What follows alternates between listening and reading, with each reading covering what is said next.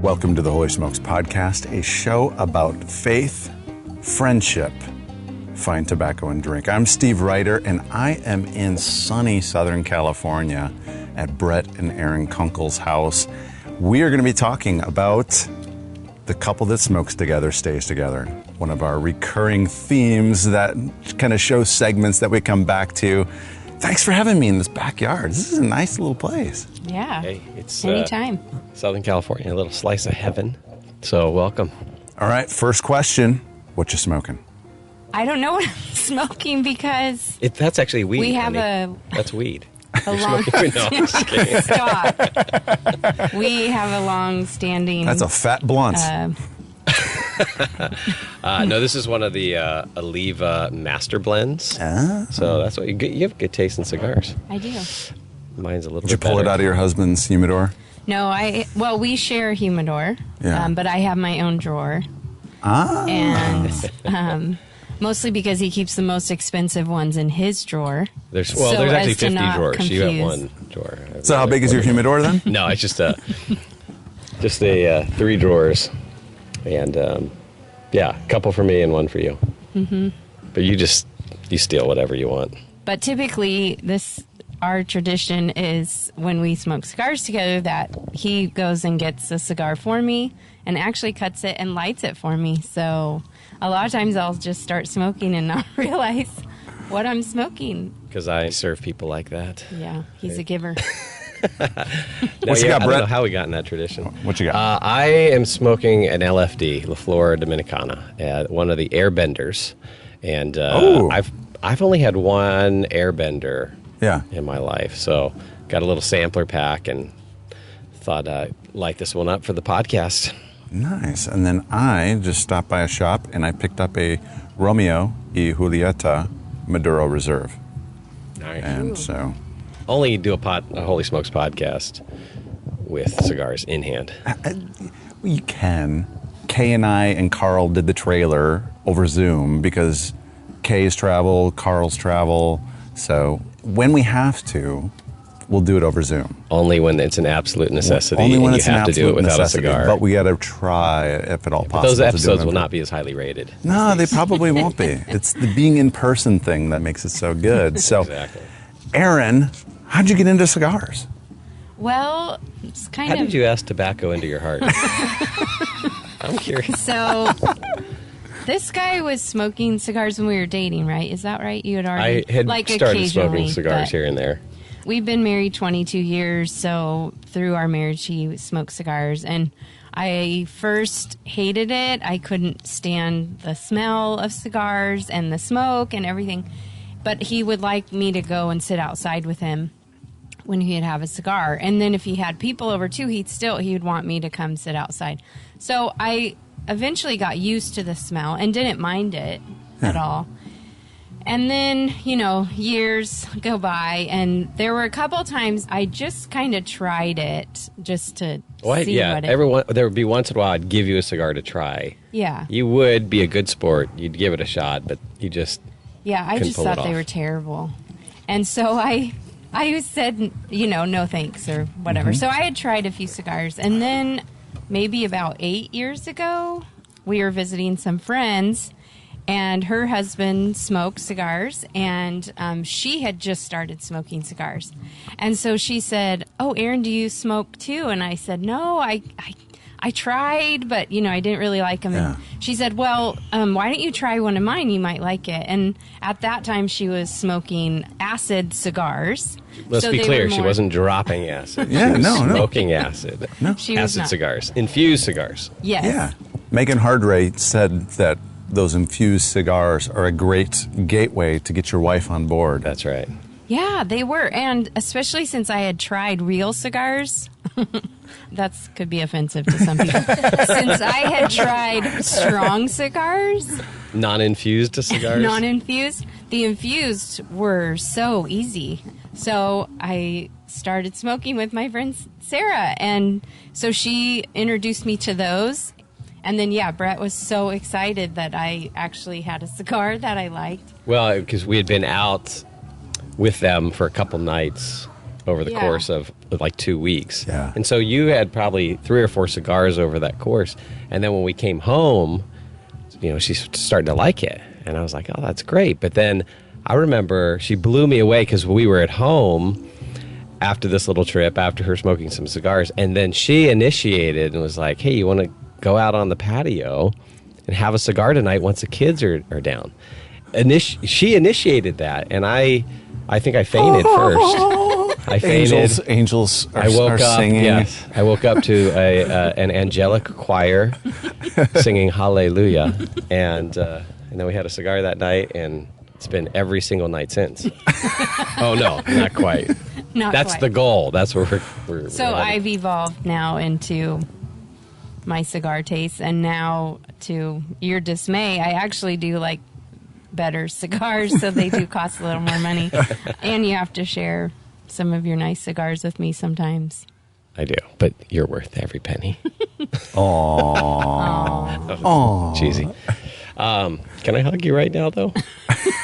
I tear up every time I think of it. No, it's been, that was really the genesis for her, and that's our story. Let's pray. So, can we close a prayer? So, Brett, when did you get into cigars? What was your first cigar experience? That's sad that I don't remember my first cigar experience.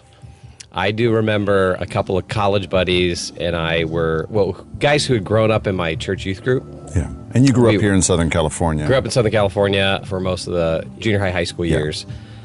Was involved in a really great youth group, had a tight group of friends.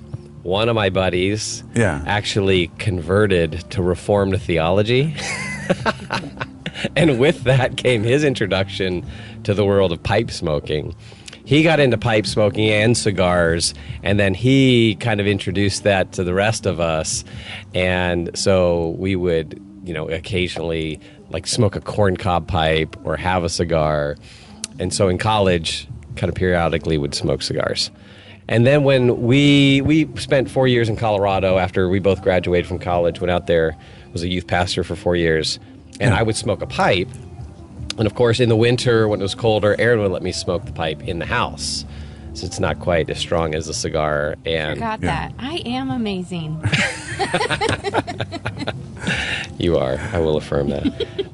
And then when we moved back to Southern California, I can't even remember when I transitioned from the pipe to smoking more cigars. And I don't know. It's all one big blur. You pretty much stopped smoking pipes. Kind of stopped smoking the pipe and just went to cigars. So it's kind of a slow evolution from starting in college. All right, Erin, let's get to your story. So where were you born, raised? How'd you meet this Yahoo? Oh, gosh. I was born and raised in Southern California. I never moved till we got married, and then, as he said, went to Denver for a number of years. So, Southern California all the time. And we're at in Southern California? Buena Park, right close to Knott's Berry Farm, if you've been there. Yeah. 10 minutes from Disneyland. Most people have been there. So, I grew up in a Christian home, but was not a follower of Christ. Just culturally a Christian, going to church on Sunday. Yeah. And in junior high especially, I kind of started to turn away from my family and Christianity and didn't have any Christian friends really. And anyways, so in high school, my senior year, 5 months before graduation, I found out I was pregnant.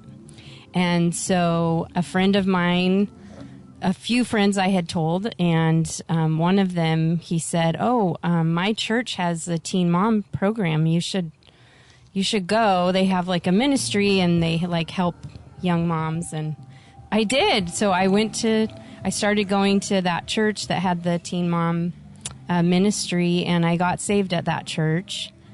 So I started junior college. Thankfully, I was going to go away to college, but thankfully my parents allowed me to stay at home, and I went to a junior college here in Southern California. For the first year, had my daughter midway through the first semester of school. Now I'm a believer, and so I don't remember how the idea of going to Biola first came to me, but I know someone suggested it.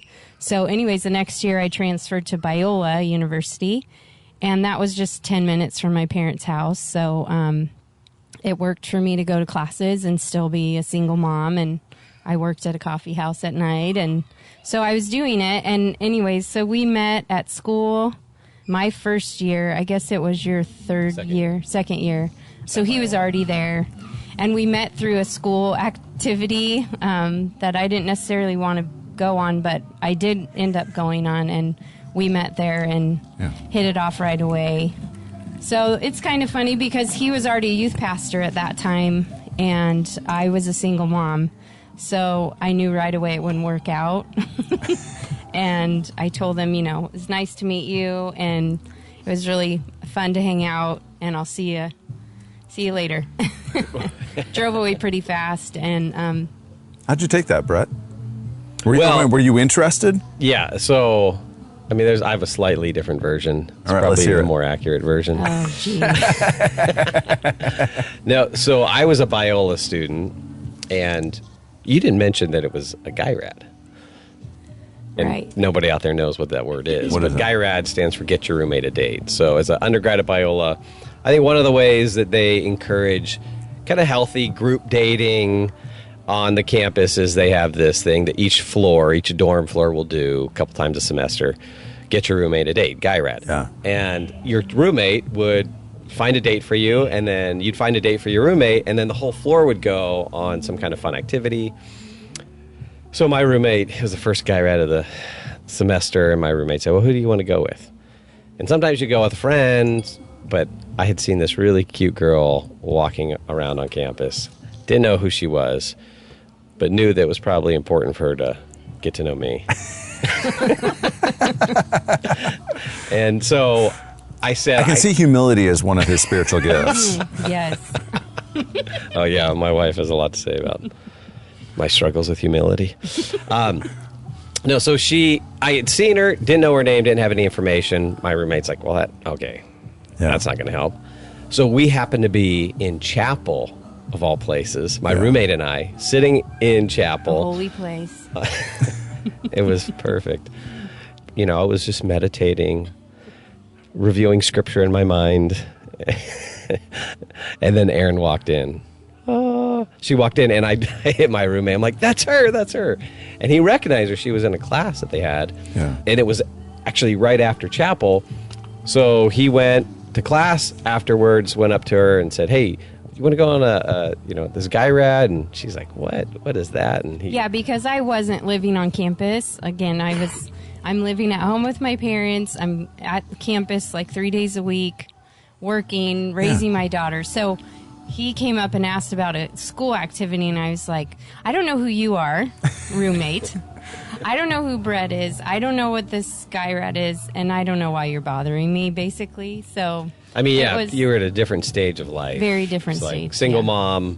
Yeah. You know. Yeah. You grow up a lot, obviously. Oh, my gosh. I can only imagine. Yeah, she didn't want to do it, but she was gracious enough to give my roommate her phone number and said, well, just call and I'll think about it. So he calls her the night before the date, leaves a voicemail. This is, pre-cell phone, smartphone days. Yeah, he didn't leave a voicemail. He left a message with my mom. Because this is, pre-cell phone, so home phone number. My mom answered, and he just said he was a friend from Biola, and here's the place to meet and the time. And he left no return phone number.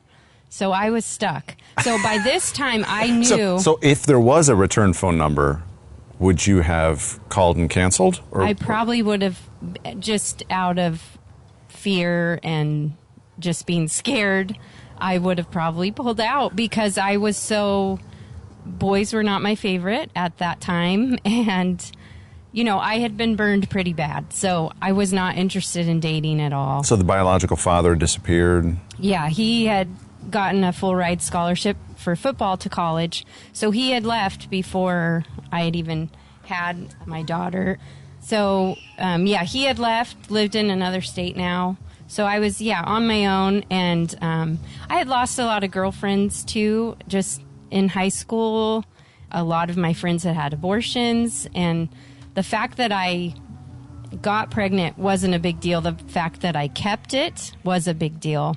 And, I know for sure one friend in particular, she came and saw my daughter when she was born. and stayed about 5 minutes and then said, I gotta go. And she left in tears, and I chased her out to the car, and she said, I just can't, Erin. And she left, and I never saw her again. But she had an abortion, and I think it was too real. Showing her really kind of what she missed out on. So, yeah, I didn't have many girlfriends, so I actually really looked forward to Biola as a way to make some friends, some good girlfriends, and I did. I made some good girlfriends there, and guys too. I wasn't totally avoiding men, but I had no interest in dating whatsoever.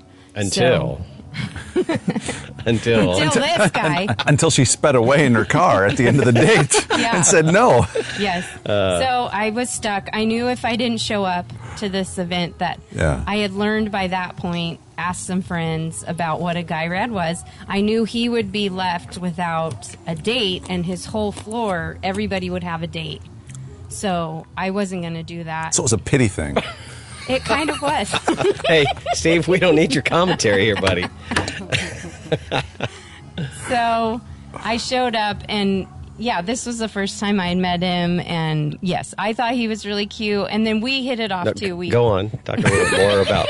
I want to hear more about that part. We hit it off. We did hit it off. We're both sarcastic, and we like to joke around. In case you can't tell, so we started. So you ultimately really do want my commentary in this. Yeah, absolutely. Absolutely. As long as you're sarcastic. Yeah, so we hit it off, had a great date. In fact, after the date was officially over, we went with some other students and hung out. Yeah. By the time I walked her to her car at Biola's campus, it was like 1:30 in the morning. And the whole time, I mean, through the date, after we're hitting it off, I'm thinking, I got to ask this girl out again. And so I'm trying to work up courage. What am I going to say? We're walking to the car, so I just throw it out there. Hey, would love to go out with you again. And the whole time we were on the date, I'm thinking, when do I tell this guy that I'm not a typical Biola girl? Yeah, and that I'm a I did single not mom. know another Biola student who was a single mom or even single dad. Yeah. And so, so I say that. She says, oh, yeah, I'll get my number, but I got to tell you something. And then she says, I have a daughter. And you're just not expecting that as a junior in college. You had this great date. You want to see this girl again. And so it took me by surprise. But she quickly opened her car door, reached in, grabbed a picture, said, here's my daughter. And then she wrote down her phone number, and she gave it to me. She's like, I totally understand if you don't want to go out again. That's totally fine. Don't worry about it. Here's my number. And then jumped in her car and took off. I was kind of stunned. Yeah. And I remember going in and at like 2 o'clock in the morning, pounding on my buddy's dorm. So I got to talk to somebody, and I woke him up out of his sleep, said, here's what happened. I had this great date. Want to see this girl again, but she has a kid.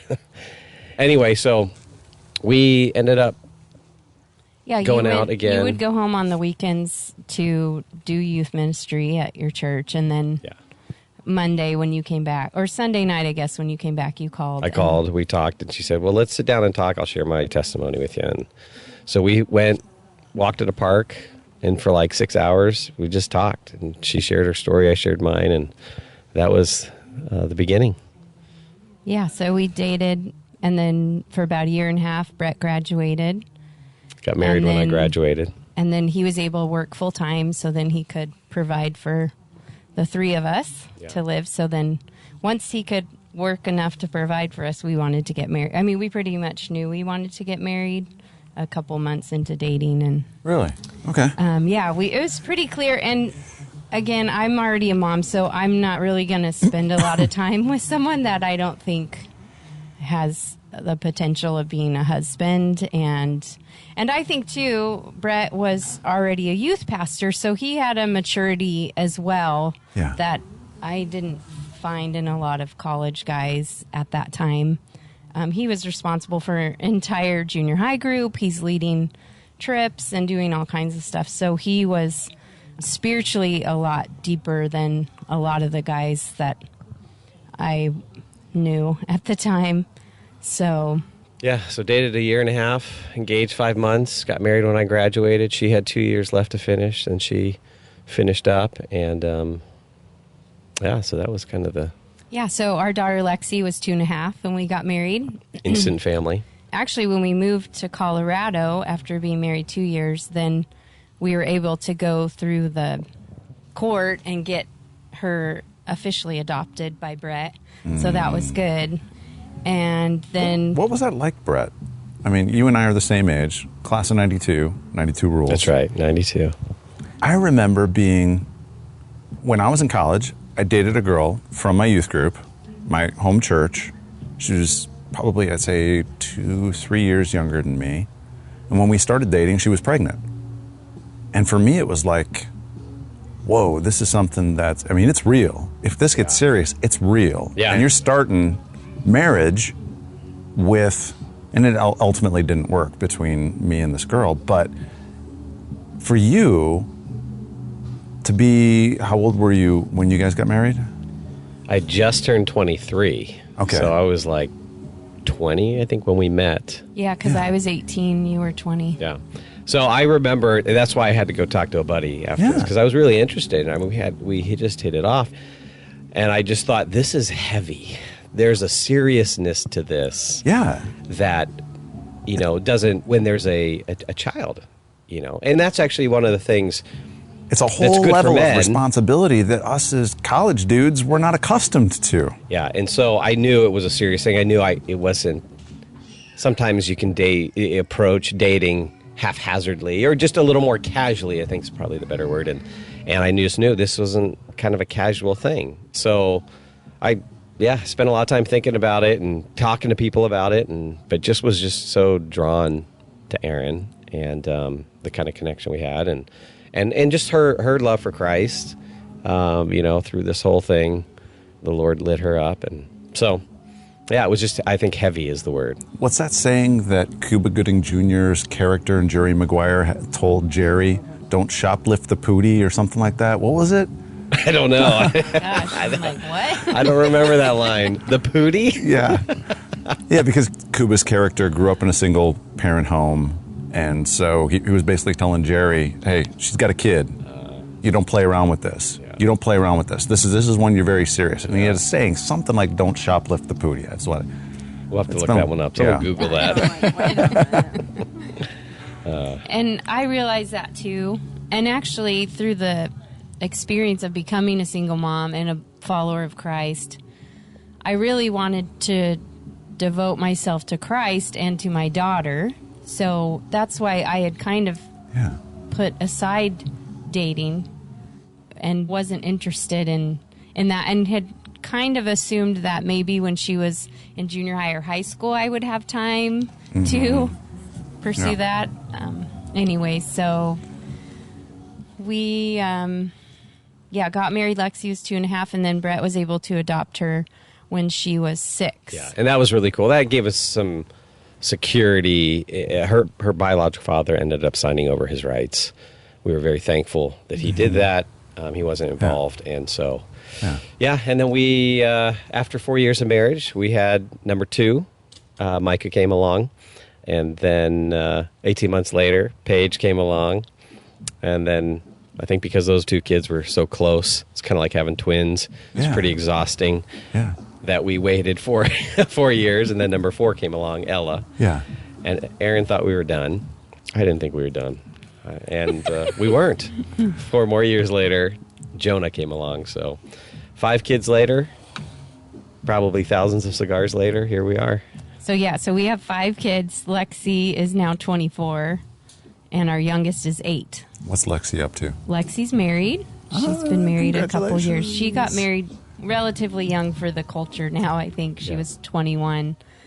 And then they were only married a year, and she got pregnant, so we're grandparents. Congratulations. So Erin is a grandma.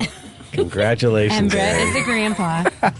So we have 2 granddaughters they're 2 and 6 months old. So and an 8-year-old. It's kind of crazy. And we have an 8-year-old, yes. So 8-year-old, a 12-year-old, a 16-year-old, an 18-year-old, and a 24-year-old is our life. And Erin, you want to break the news here? What news you're would that expecting? be? Oh, no. I'm just kidding. Gosh. Oh, gosh. That is not funny. So, getting back to Erin, your introduction to cigars. What has it meant to you to kind of be this kind of a part of your husband's life? Because he was into cigars, and you've kind of joined him. Yeah, I have enjoyed it. I think for me, Brett always wants me to be around what he's doing. It's kind of how our marriage has been. He's been in ministry, so I've always been in the ministry with him, whatever role that, when we were in church ministry, I was doing stuff, and as he's transitioned into a different type of ministry, I've tried to be a part of that too. Of course, as we added more kids, my big call was at home with the kids. So I've always appreciated that about Brett. I have never felt like cigars was something he just wanted to go do by himself, that you wanted me to be a part of it. Absolutely. And that's why I tried to give her a couple cigars throughout the years to see if I could, rope her in. But I just didn't realize I needed to start with infused cigars, flavored cigars.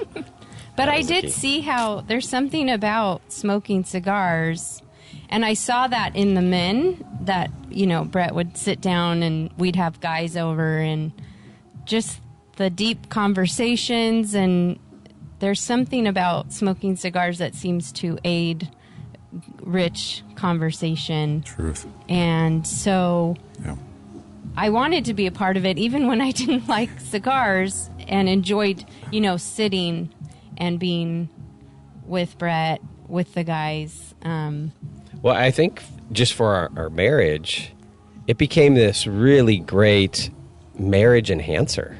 I mean, smoking cigars together. Because, seriously. She came home from that trip where she was converted.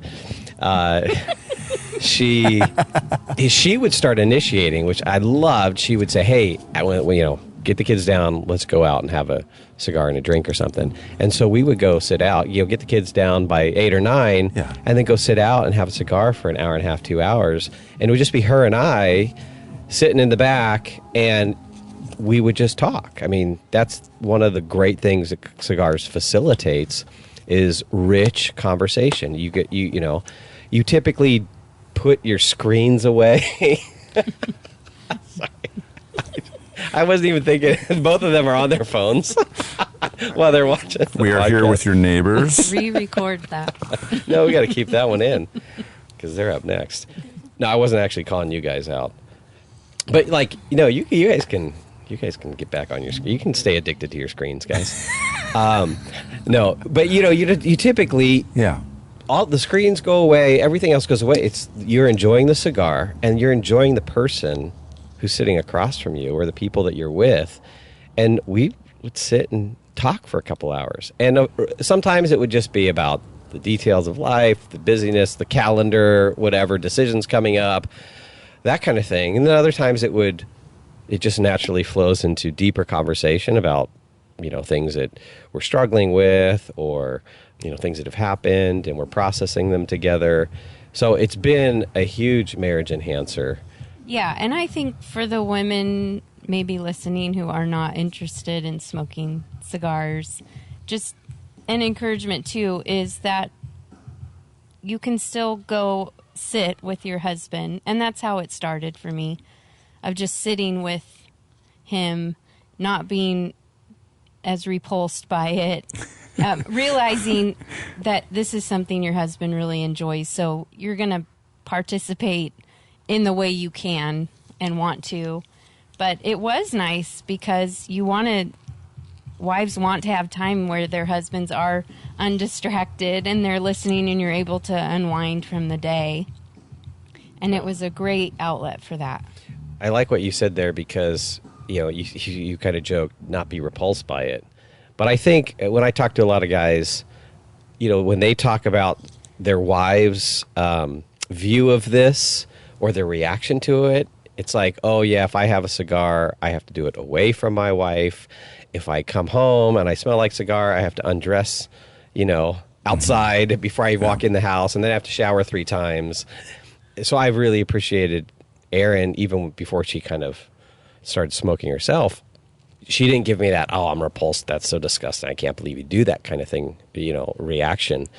And I think that would even be helpful, even if a wife doesn't want to partake, that's okay, but not to treat it as this thing that's this kind of thing you barely tolerate. Yeah. But it actually can be a time to sit and connect with your husband. All right, it is time for rapid fire questions and close this thing out. Hey everyone, before we get to Brett and Erin's rapid fire segment, I wanted to talk about today's sponsor, Blinkist. Have you ever reread a classic book like How to Win Friends and Influence People or 5 Levels of Leadership by John Maxwell? It's an investment of time. But do you need to reread the entire book? Blinkist summarizes the key thoughts and insights of these books, as well as more than 2,500 additional titles, most of which you can read in less than 15 minutes. I signed up for Blinkist last year and have become a huge fan. Summer of 2019, I reread the Blinkist summary of How to Win Friends and Influence People once a night for 5 consecutive nights before bed, just to get those concepts back into my conscious and subconscious. The app says that one's a 21-minute read, but I got it done in about 15 minutes. I also re-reviewed other books like Lean Startup, Play Bigger, Launched by Jeff Walker, War of Art, many more. Read via their mobile app, which is beautifully designed, or at the website, or export to your Kindle. You can even listen to the audio versions while on the go or while you read along in their app. The best part is you can try Blinkist for a free 7-day trial. Our affiliate link is in the show notes, or you can go to holysmokes.club/blink. That's holysmokes.club/blink. And if you subscribe by using the link that we provide, it's an easy way to support the work that Kay, Carl, myself, and my team, like Sangram, Phidias, Fail, Belray, are all doing to keep this show going for you. We only want to promote products and services that we personally use and are fans of, and this is one of them. Check out our affiliate link, holysmokes.club/blink, to learn more. More importantly, this show is brought to you by you. We are a 501c3 organization, and your tax-deductible donations are what pays our bills and what will allow us to spread the word about Holy Smokes. You can go to paypal.me/holysmokesclub to make your donation. That's paypal.me/holysmokesclub. Thanks.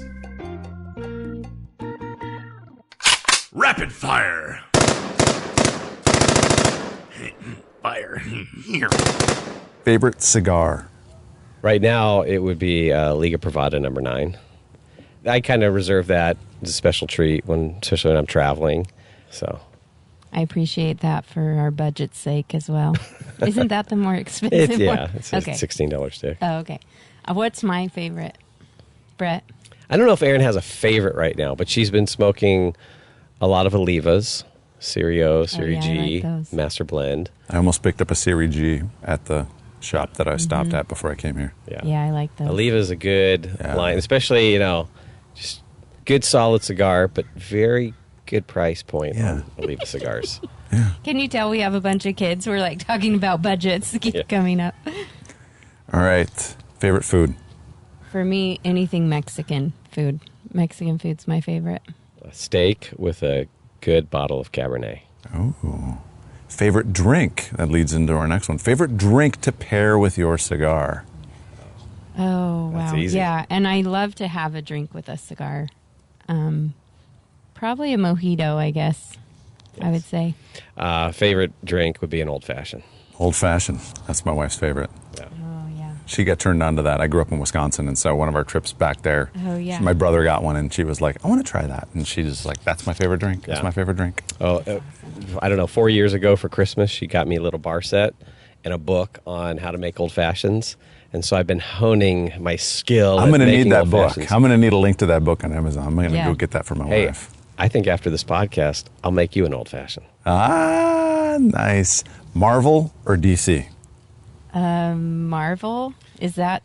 Yeah, Marvel clearly in the movie universe. Yes. But DC gives Marvel a run for their money in the comic book universe. But growing up, our age, Super Friends, baby. It was all about Super Friends. That was the best cartoon ever. That's right. Wonder Twin powers, activate. Okay, I was not part of any of that. My No, you were listening to Bobby Brown. I was listening to Bobby Brown in those days. But I like the Marvel movies mostly because our son has, likes to go to those movies. When I've taken him out on dates, he wants, he likes to go to Marvel movies. So I've seen, I think, all of them now. So, yeah. Star Wars or Star Trek? Oh, Star Wars. Star Wars. Dogs, cats, neither, or both?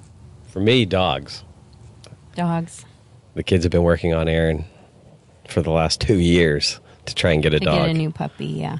We've had dogs. You have had dogs in the past? I didn't grow up with pets, so that's been something new for me.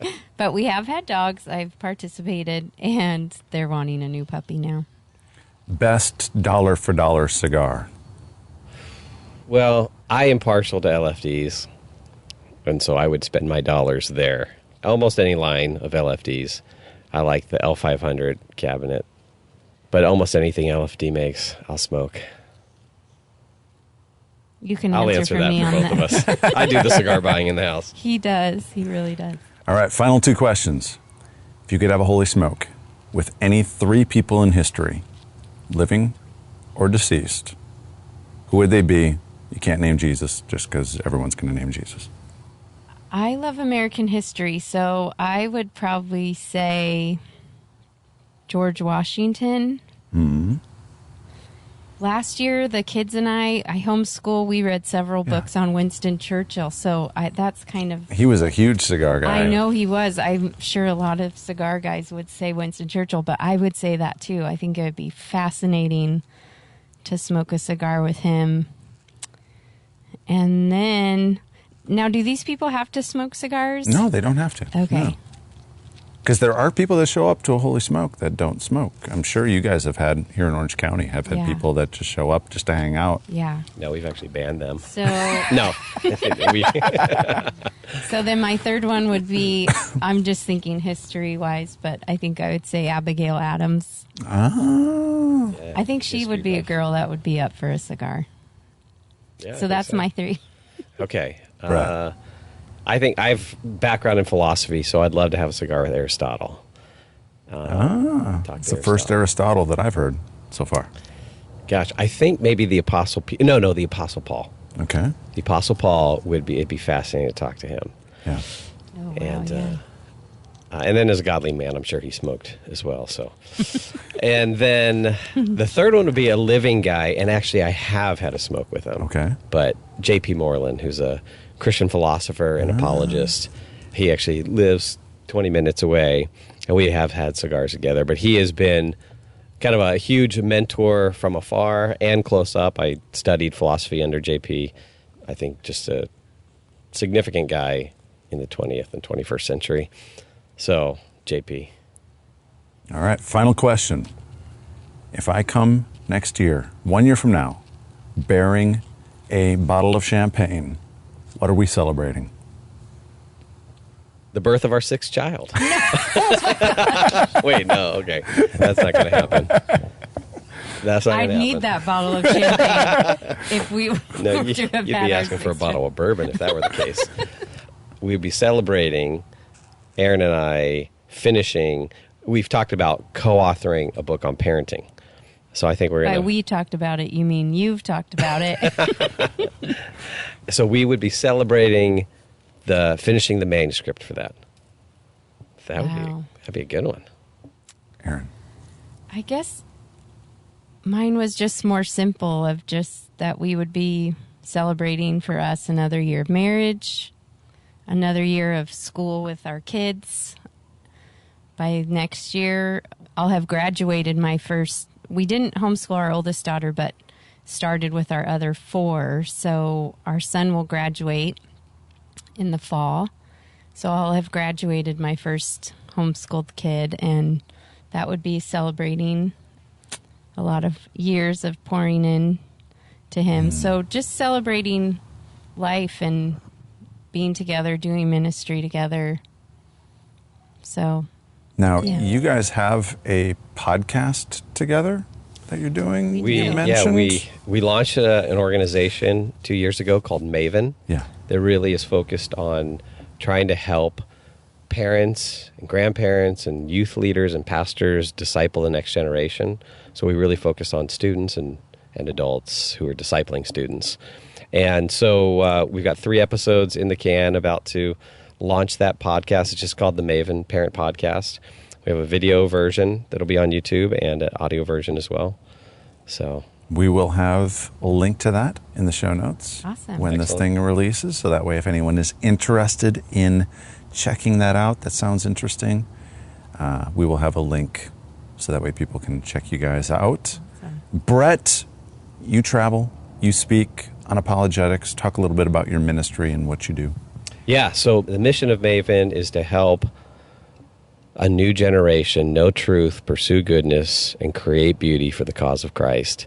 And then to help parents and grandparents and leaders and pastors do the same thing with their students, disciple them in those things. So we've got 3 main strategies to our ministry. We have online resources that we're developing. So we've just launched a new website. We're developing the podcast. What's the website? The website is maventruth.com. Maventruth.com. And, so we want to offer a lot of virtual resources for parents and students. Then we do live events. So I do a lot of speaking. We have a couple of conferences that we do in Southern California. Next February, we have an adult conference that we do in Southern California in Orange County.